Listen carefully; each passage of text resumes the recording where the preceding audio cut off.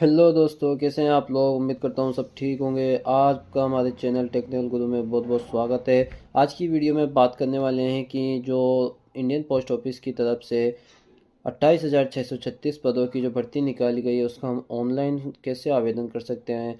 उस भर्ती के लिए हमें ऑनलाइन फॉर्म अप्लाई करना होगा जिससे हम उसके लिए पोस्ट के लिए अप्लाई कर सकते हैं। तो इस वीडियो में हम आपको यही बताने वाले हैं। वीडियो को लास्ट तक देखें, बिल्कुल भी मिस ना करें। अगर आपने अगर वीडियो को मिस कर दिया या स्किप कर दिया तो आप शायद कुछ पॉइंट्स की वजह से आपका फॉर्म शायद अटक सकता है। तो वीडियो को बिल्कुल भी स्किप ना करें।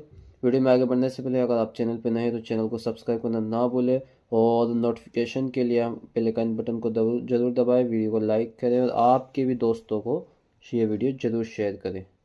तो चलिए शुरू करते हैं। तो आपको अपने मोबाइल में सबसे पहले गूगल को ओपन कर लेना है। गूगल ओपन करने के बाद सर्चिंग ऑप्शन पर क्लिक करेंगे। यहाँ पर आपको टाइप करना है DS हेल्पिंग। आप जैसे टाइप करेंगे हेल्पिंग फॉर एवर, इस पर आपको क्लिक करना है और फर्स्ट वेबसाइट जो आपको दिखाई दे रही है हमें इस पर क्लिक करना है।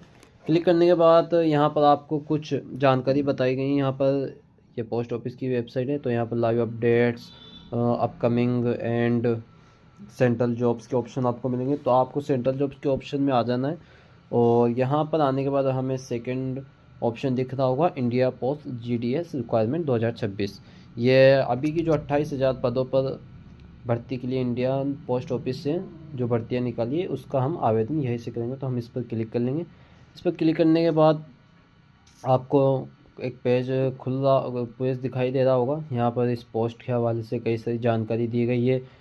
इसमें कौन कौन से आपको पोस्ट पद मिल सकते हैं और कितनी आपकी सैलरी होगी, कब से कब तक योजना का आप लाभ उठा सकते हैं, कब तक आप फार्म ऑनलाइन कर सकते हैं और अगर आपके फार्म में कुछ मिस्टेक हो जाती है तो आप उसको फिर से सुधार सकते हैं। और उसकी डेट रहने वाली 18 फरवरी से लेकर 19 फरवरी तक। अगर आपके फाइल में कोई मिस्टेक रह गई हो तो आप उसको फिर से सुधार सकते हैं। तो हम नीचे स्क्रॉल करेंगे। स्क्रॉल करने के बाद हमें यहाँ पर एक ऑप्शन दिखाई दे रहा होगा। यहाँ पर कुछ लिंक्स दिखाई देना है। यहाँ पर हमें अप्लाई नाउ पर क्लिक करना है। अप्लाई नाउ पर क्लिक करने के बाद हमें एक पेज शो हुआ है। तो यहीं से हमें सबसे पहले रजिस्ट्रेशन करना होगा। रजिस्ट्रेशन के लिए नीचे न्यू कैंडिडेट रजिस्ट्रेशन पर हम क्लिक करेंगे।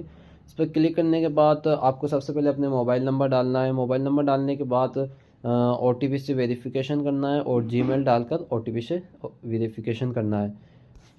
तो हम अपना मोबाइल नंबर और जीमेल से वेरिफिकेशन कर लेते हैं।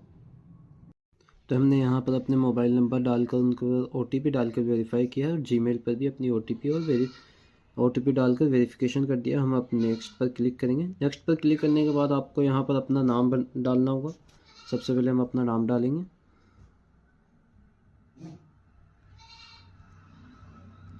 याद रखें नाम में आप बिल्कुल भी स्पेस ना रखें, बिना स्पेस के नाम डालना है और आपकी डेट ऑफ बर्थ जो भी है वो आपको यहाँ डाल देनी है। तो हम यहाँ पर डेट ऑफ बर्थ डाल देंगे।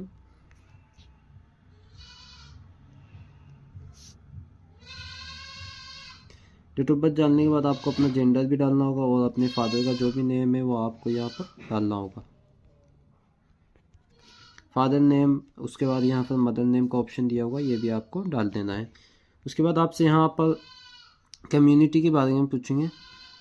आपकी कौन सी कम्युनिटी, आप जनरल हैं, OBC SC हैं, ST EWS आप लगाना चाह रहे हैं तो वो भी आप लगा सकते हैं। तो यहाँ से मैं जनरल की ओर से अप्लाई कर रहा हूँ। तो यहाँ पर हम UR क्लिक कर लेंगे। UR याद रखें UR में जनरल आता है। कई लोग डिस्टर्ब हो जाते हैं कि यहाँ जनरल का ऑप्शन नहीं है, तो जनरल को UR ही कहते हैं। तो हमारा वेरिफिकेशन हो रहा है। जैसे हम रजिस्ट्रेशन को कंप्लीट करेंगे उसके बाद हमारे सामने ये पेज ओपन होगा। अब यहाँ से हमें लॉगिन करना होगा। लॉगिन के लिए हम कैंडिडेट लॉगिन पर क्लिक करेंगे। याद रखें जब आपने रजिस्ट्रेशन किया है तो आपको वहाँ पर एक रजिस्टर नंबर मिला होगा या आपके SMS में वो रजिस्टर नंबर आ गया होगा। तो हम यहाँ पर वो रजिस्टर ID नंबर डालेंगे और उसके बाद हम पासवर्ड भी डालेंगे। तो हम रजिस्टर ID नंबर डाल देते हैं। तो हमने रजिस्ट्रेशन ID नंबर डाल दिया है। अब पासवर्ड हमें जो पोस्ट ऑफिस की तरफ से दिया गया है वो पासवर्ड हमें भविष्य में शायद हम भूल सकते हैं। तो इसके लिए आपको करना क्या होगा, यहीं पर आपको फॉरगेट पासवर्ड पर क्लिक कर देना है और इस पर क्लिक करने के बाद जो आपने रजिस्ट्रेशन ID नंबर अभी आपको पीछे डाले तो वही रजिस्ट्रेशन ID नंबर हमें यहाँ पर डालने होंगे। रजिस्ट्रेशन आईडी नंबर डालने के बाद सेंड ओटीपी पर क्लिक करेंगे और आपके मोबाइल नंबर पर एक ओटीपी आएगा जिससे आपको वेरिफिकेशन करना होगा। वेरिफिकेशन के बाद हम न्यू पासवर्ड डालेंगे। हमने ओटीपी डाल दिया है, वेरीफाई ओटीपी पर क्लिक करेंगे तो हमें एक और ऑप्शन दिखाई दिया होगा जहाँ से हम अपना न्यू पासवर्ड क्रिएट कर सकते हैं। तो आप जो भी आपका पासवर्ड रखना है आप यहाँ पर वो पासवर्ड डाल सकते हैं। तो आप अपना जो भी पासवर्ड रखना चाहते हैं वो पासवर्ड रख लें और चेंज पासवर्ड पर क्लिक करेंगे तो हमारा पासवर्ड क्रिएट हो चुका है। और जैसे हम पासवर्ड क्रिएट करेंगे तो हमारे सामने ये पेज ओपन होगा। तो जैसे हम लॉगिन करेंगे, लॉगिन करने के बाद हमारे सामने ये पेज ओपन होगा। अब यहाँ से हमें स्क्रॉल करते हुए हम नीचे आएंगे तो यहाँ पर ग्रीन कलर में आपको दिख रहा होगा अप्लाई ऑनलाइन। अप्लाई ऑनलाइन पर हम क्लिक करेंगे। यहाँ पर क्लिक करने के बाद सिलेक्शन नोटिफिकेशन पर क्लिक करेंगे। यहाँ पर आपको आपकी आईडी का बनी हुई मिलेगी, उस पर क्लिक करेंगे। यहाँ पर प्रोसेस हो रहा है। यहाँ पर प्रोसेस होने के बाद हम आपको अब कुछ स्टेप्स बताने हैं जिनको आपको बिल्कुल भी स्किप नहीं करना है वीडियो को, वरना आपका फॉर्म रिजेक्ट हो सकता है। तो पर्सनल डिटेल में हम पहले हमारी पर्सनल डिटेल भरेंगे, जो कि कुछ डिटेल्स तो इसमें पहले से भरी हुई आएगी। बेसिक डिटेल्स जो हमने अभी पीछे डाली थी, आपको नीचे स्क्रॉल करना है और यहाँ पर अदर डिटेल्स में आपको आ जाना है। तो आप अगर मैरिड हैं तो आप मैरिड का ऑप्शन लें, अगर आप सिंगल है तो आप सिंगल चुन लें, और भी अगर आपको ऑप्शन दिख रहे होंगे तो आप चुन सकते हैं। अगर आप विकलांग हैं तो आप यस पर क्लिक करें, अगर विकलांग नहीं है तो नो पर क्लिक करें। अगर आप अभी किसी एम्प्लॉयमेंट में यानी किसी कहीं पर कुछ नौकरी कर रहे हैं तो आपको यस करना होगा और उसके बाद आपको कुछ उसके बारे में बताना होगा। अगर आप नहीं कर रहे हैं तो आप नो पर क्लिक कर दो। यहाँ पर जो आपका आधार कार्ड में एड्रेस होगा, याद रखें आपका जो आधार कार्ड में एड्रेस है वही आप यहाँ पर डालें। तो हम यहाँ पर अपना एड्रेस डाल देंगे।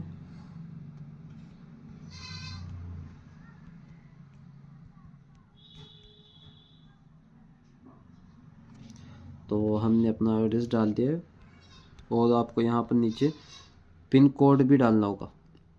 पिन कोड के बाद आपकी सिटी, आपका स्टेट एंड आपका डिस्ट्रिक्ट अपने आप यहाँ पर आ जाएगा। अगर आपका ये जो एड्रेस आपने डाला ये परमानेंट एड्रेस है और आप करेंटली किसी और एड्रेस पे रहते हैं तो आप उसको यहाँ पर अलग से डाल सकते हैं। अगर आपका एड्रेस सेम ही है तो आप यहाँ पर सेम एज परसेंट पर क्लिक करके आगे बढ़ सकते हैं। इससे आपका ऊपर वाला एड्रेस नीचे कॉपी हो जाएगा। इसके बाद आपको सेव एंड नेक्स्ट पर क्लिक करना है।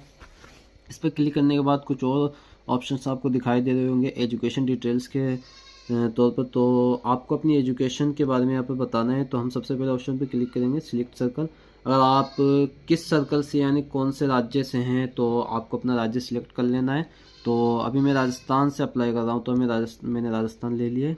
उसके बाद आपने अपनी मेरिट यानी 10th क्लास कब पास की थी, कौन से ईयर में पास की थी, वो आपको यहाँ पर बताना होगा। यहाँ पर 2007 से लेकर 2025 तक आपको ऑप्शन मिल जाएंगे। जब भी आपने अपनी मेरिट पास की है वो ईयर डाल दें और कौन से बोर्ड से आपने मेरिट पास की थी वो भी आपको यहाँ डालना पड़ेगा।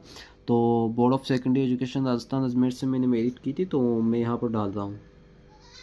इसके बाद आपको नीचे के कुछ ऑप्शन दिखाई देंगे। एसएससी मेमो नंबर को आपको खाली छोड़ देना है और नीचे हम आएंगे तो यहाँ पर हमें English, Hindi, math, science, social science subject दिख रहे होंगे। इनके हमें अब अपने मार्क्स जो हमें 10th की मेरिट में मिले थे वही आपको अपनी प्रोग्रेस के आधार पर यहाँ पर डालने हैं। तो मैं अपने मार्क्स यहाँ पर डाल देता हूँ।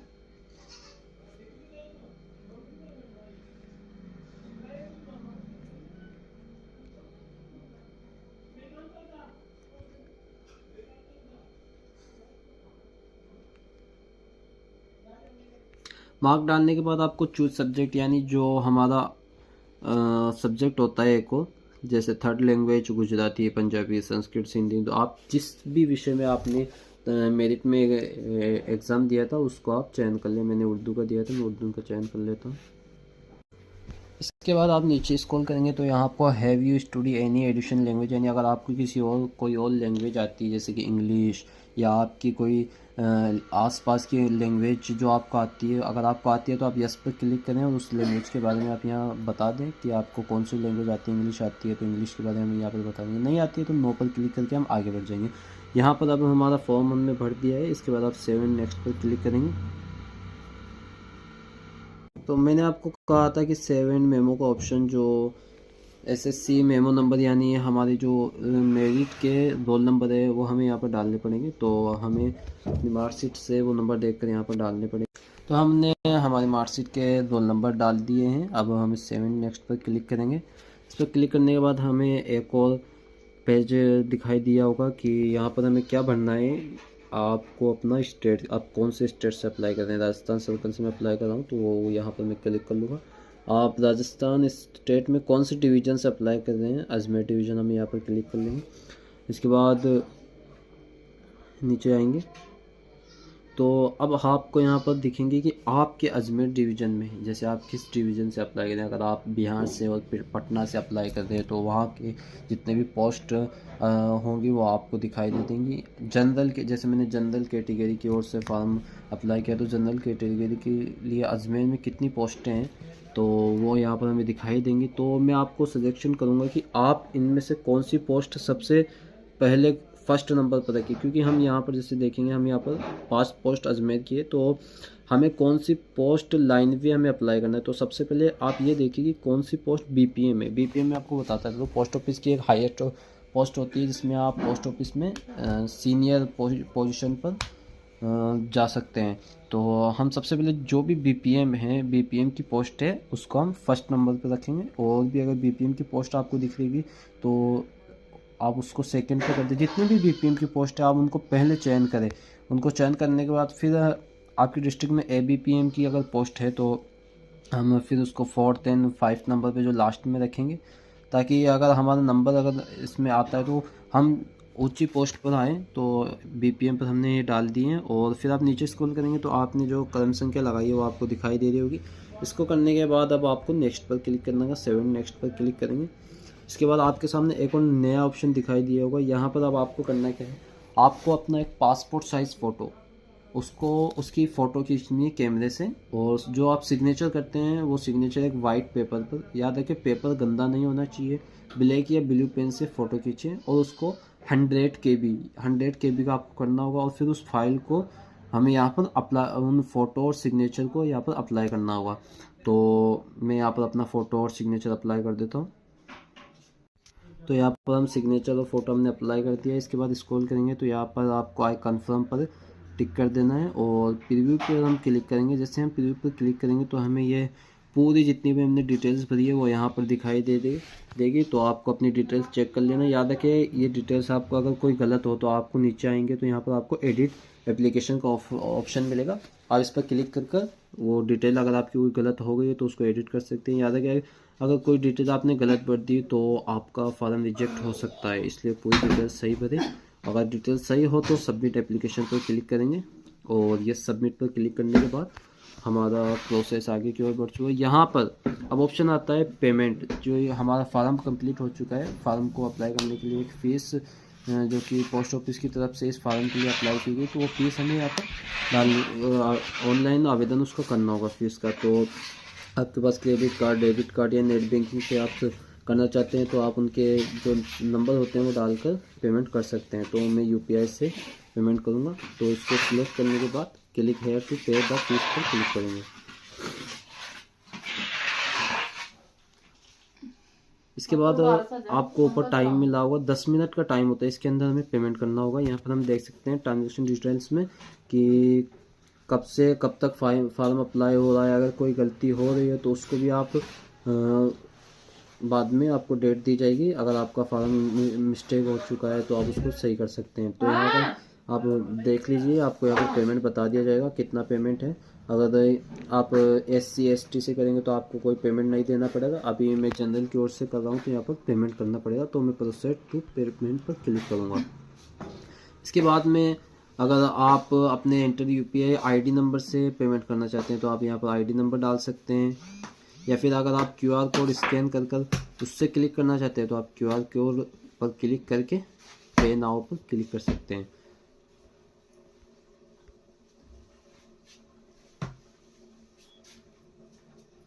अब आपको यहाँ पर स्कैनर दिख गया होगा। स्कैन क्लिक करके स्कैनर को आप करके स्कैन करके आप यहाँ से पेमेंट कर सकते हैं। जैसे ही आप पेमेंट करेंगे तो आपके सामने एक न्यू पेज ओपन होगा और उसके बाद में आपका पेमेंट शो हो जाएगा कि आपने पेमेंट कर दिया है।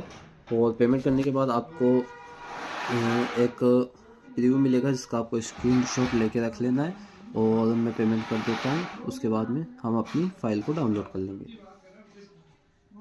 तो हमने पेमेंट कर दिया है। पेमेंट करने के बाद आपको फिर से डैशबोर्ड पर आ जाना है जहाँ से हमने स्टार्टिंग किया था। अब यहाँ पर आपको माई एप्लीकेशन पर क्लिक करना है। माई एप्लीकेशन पर क्लिक करने के बाद आपका जो पेमेंट्स आपने किया है उसका और जो भी आपने फॉर्म भरा है उसका एक PDF आपको यहाँ मिल जाएगा। तो आपको इसको यहाँ से डाउनलोड कर लेना है। डाउनलोड का ऑप्शन देखेगा तो आपको यहाँ से इसको डाउनलोड कर लेना है, इसको अपने पास सेव कर लेना है। वीडियो को लाइक करें। आपका नंबर जैसे सिलेक्शन हो गया, आपका अगर नंबर आ जाता है तो आपको SMS या कॉलिंग के द्वारा सचेत कर दिया जाएगा। और अगर आपको वीडियो अच्छी लगी हो तो वीडियो को लाइक, चैनल को सब्सक्राइब जरूर करें। कमेंट सेक्शन में बताएं आपको वीडियो कैसी लगी।